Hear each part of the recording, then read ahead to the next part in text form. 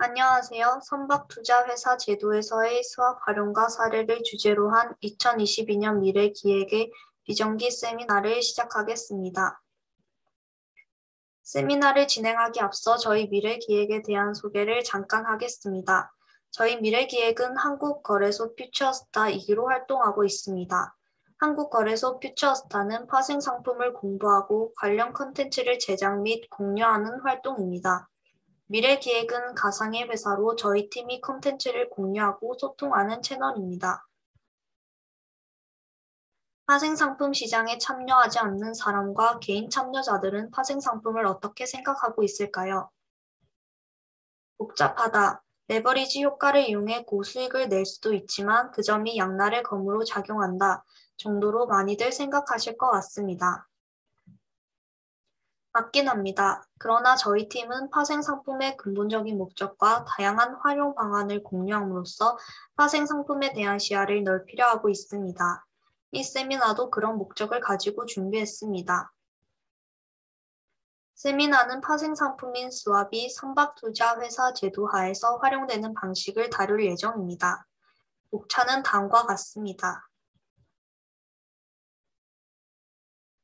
선박투자회사 제도는 선박금융기법 중 하나이므로 선박금융에 대해 먼저 알아보겠습니다. 선박금융이란 금융기관이 새 배를 건조하거나 중고선을 매입, 개조 혹은 수리하고자 하는 해운 기업을 위해 신규 자금이나 재금융 자금을 제공하는 것입니다. 선박금융이 구조화되었다는 말은 단순 구조로 되어 있는 자금 조달과 운용 방식을 유동화, 증권화와 같은 특수한 방법으로 체계화시켜 고도화된 구조로 전환시켰다는 의미입니다. 구조화된 선박금융은 선박 자체의 자산 가치와 선박을 운용하여 얻을 수 있는 미래 수익을 담보로 이루어지는 자산 담보 형태의 금융이고요. 이 선박의 운용 수익을 재원으로 대출 원리금을 회수하는 구조를 취합니다. 선박금융의 특징을 알아보겠습니다. 선박금융은 미국 달러로 이루어지는 국제거래입니다. 선박과 해운업 자체가 국제적으로 운용되기 때문에 대개 미국 달러를 결제통화로 사용합니다. 따라서 선박금융 또한 자연스럽게 대출과 상환이 달러로 이루어지고 있습니다. 또 배를 운영하여 얻는 용선료 수입을 상환 재원으로 쓰기 때문에 원리금 상환 기간이 통상 10년 내외로 긴 편이고요. 전 세계 운송에 사용되는 선박들은 대개 수천만 불 이상이며 용도에 따라 LNG 같은 경우 2억 불 이상의 금융이 필요하기도 해서 대출금의 규모가 매우 큽니다. 선박별로 독립된 소유 구조를 가진다는 말은 한 척의 선박에 대한 자금 조달이 파나마와 같은 조세 피난처에 설립되는 SPC라고 부르는 해외 자회사를 통해 이루어진다는 의미입니다. 그리고 앞선 특징들에 따라 여러 이해 당사자가 등장하게 되기 때문에 복잡한 계약 구조를 가지게 됩니다. 선박금융의 유형을 조달 원천별로 나누면 회사가 가진 돈을 활용하거나 대출을 받는 방법, 자본시장을 활용하는 방법으로 분류되고요. 공여 주체별로 나누면 정부나 공공기관이 공유하는 경우, 민간 부분이 공유하는 경우로 나눌 수 있습니다.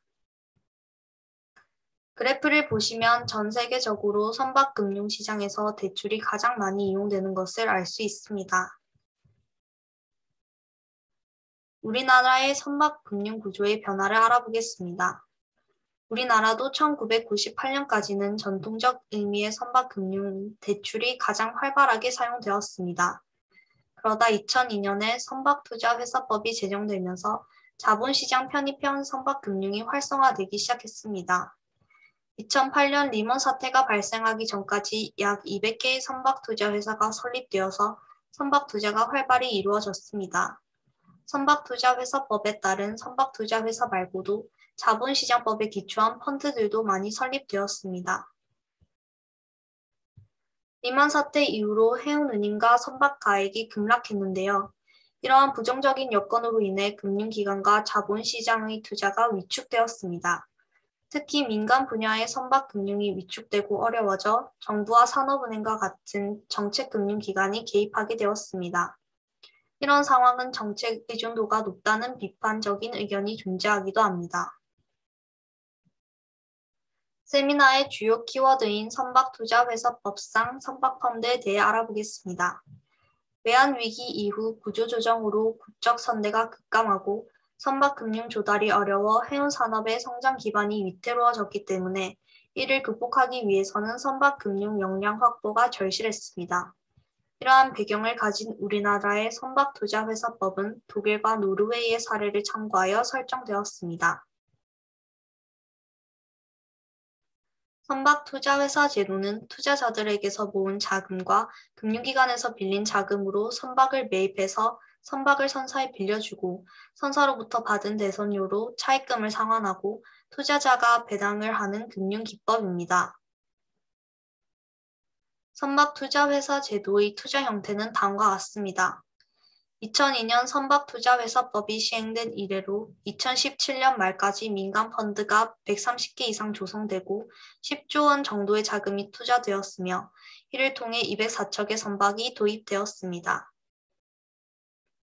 선박투자회사 제도 선박펀드는 기본적으로 선박운용회사, 선박투자회사 SIC, 해외자회사 SPC, 자산보관회사, 선박운항회사 등이 이에 당사자로 참여합니다. 여기서 SIC와 SPC는 선박금융을 위해 설립된 페이퍼 컴퍼니입니다. 선박운용회사는 위탁 계약을 통해 실질적으로 선박투자회사의 모든 업무를 대행하게 되는데요. 현재는 5개의 선박운용회사가 활동하고 있습니다. 나중에 자세히 설명드리겠지만 선박펀드에서 스왑이 활용되는 배경에는 금리와 환율의 변동 리스크가 있습니다. 환율 변동 리스크는 요즘 유난히 와닿는 것 같고요. 선박투자회사가 자금을 대출할 때 대부분 변동금리가 적용된다는 점에서 금리 변동 리스크 또한 존재합니다. 그래프는 미국의 소파금리인데요. 변동성을 보여드리려고 첨부했습니다. 원래는 영국의 리보 금리가 조건으로 흔하게 이용되었는데 점점 리보 금리가 폐지되고 있는 추세라서 소파금리 주의를 가져왔습니다. 2006년에 설립된 선박투자회사 선박펀드 사례를 가지고 거래구조와 스왑 활용을 알아보겠습니다. 구성 주체를 살펴보면 선박운용회사인 K선박금융, SIC, SPC, 해운사, 선박에 투자하는 투자증권사, 선순위 대출금융기관인 은행, 자산보관은행, 스왑은행이 등장합니다. 표현되어 있는 부분은 선박투자회사 제도를 통해 조달된 선박이 정상적으로 운영되어서 수익이 발생할 때의 처리 과정입니다. 즉, 선박의 수익인 용선료가 들어오고 대출은행에는 원금과 이자가 지급되며 투자자들에게는 정기적으로 배당이 지급되는 과정입니다. 먼저 투자자들로부터 선박에 투자하기 위한 펀드가 조성되어 자금 일부를 조달받고 은행 등의 금융기관에서 또 자금 일부를 대출받습니다. 펀드는 우리나라의 펀드이니까 원화로 조성됩니다. 대출은 달러로 받게 되고 약속된 기간마다 원금과 이자를 갚습니다. 이자는 변동금리에 가상금리가 붙는 조건이 일반적입니다. SIC는 투자자들로부터 모집한 펀드를 가지고 SPC에 자금을 빌려줍니다. 아까 펀드가 원화로 조성이 되었다고 했는데요. SPC에 빌려주는 화폐는 달러입니다. 선박금융은 대부분 달러로 거래가 이루어지기 때문에 이 원화를 달러로 바꾸어야 합니다. 원화를 달러로 바꿀 때 환위험에 노출되기 때문에 스왑은행과 통화스왑 계약을 맺어서 펀드에서 모인 원화를 스왑은행에게 주고 달러를 받는 원금 교환을 합니다. 알아두어야 할 것은 통화스왑은 원금과 더불어 이자까지 교환하는 계약이라는 점입니다. 따라서 SIC는 스왑은행에게 달러 이자를 주고 스왑은행은 SIC에게 원화 이자를 지급합니다. 이제 모인 자금을 이용하여 선박이 건조되었고 SPC가 해운사에 배를 빌려주었습니다. 사례는 BBCHP 소유권 이전부 나용선 계약을 맺었네요. 나용선은 배의 운영 권리까지 용선자가 통째로 빌리는 방식이고요.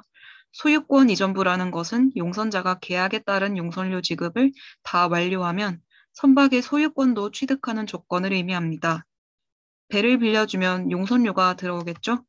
용선료는 고정적인 금액으로 들어옵니다. 그런데 아까 말했듯이 선순위 대출 금융기관인 은행에 빌린 돈은 변동금리로 갚아야 합니다. 그래서 이때 이자율의 변동 위험을 제거하기 위해 이자율 스왑이 사용됩니다. 스왑은행과 고정금리를 주고 변동금리를 받는 금리 스왑을 맺는 것이죠. 스왑 계약을 맺지 않았다면 변동금리의 리스크를 SPC가 져야 하는데 이자율 스왑 계약을 체결했기 때문에 이자율 변동 위험이 제거됩니다. 용선료 수익을 가지고 SIC가 투자자들에게 배당도 해야 하는데요. 배당은 원화로 지급되어야 합니다. 용선료는 달러일 테고요. 아까 통화 스왑을 맺었을 때 선박 투자회사는 스왑은행에게 달러 이자를 지급하고 은행은 원화 이자를 지급한다고 했습니다. 따라서 달러로 된 용선료 수익을 통화 스왑의 이자로 스왑은행에게 지급하고 스왑은행에게 지급받은 원화 이자를 투자자에게 배당하는 방법으로 처리할 수 있습니다.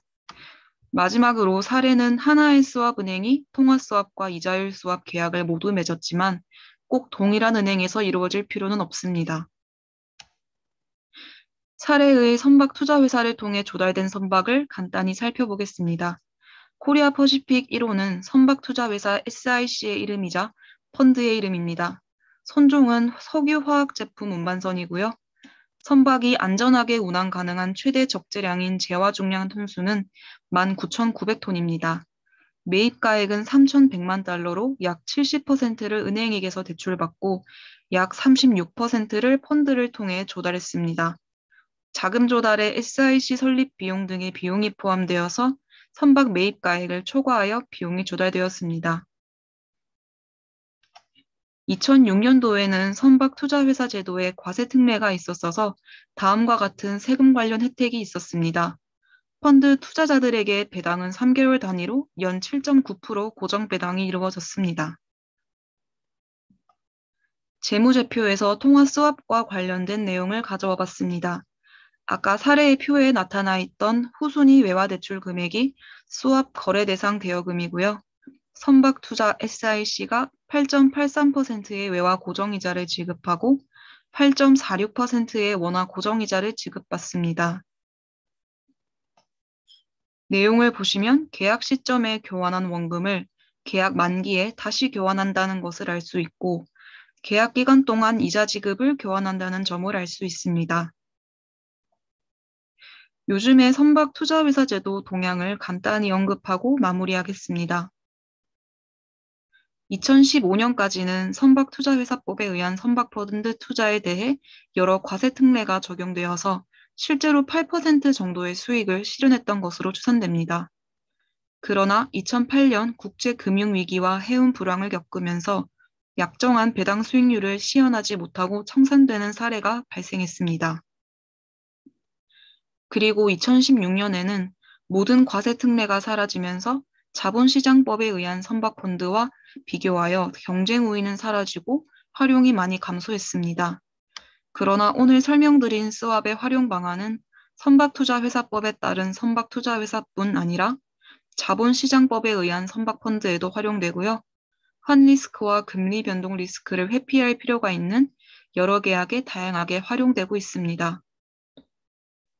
참고한 자료들의 출처이고요. 이상으로 세미나를 마무리하겠습니다. 저희 미래기획은 스왑이 실제로 사용되는 사례를 보여드리고 동일한 목적이라면 어떠한 산업 분야에서든 얼마든지 스왑이 제 기능을 발휘할 수 있다는 점을 보여드리고자 이번 세미나를 기획했습니다. 부족한 점이 있기도 했지만 이용해 주셔서 감사합니다.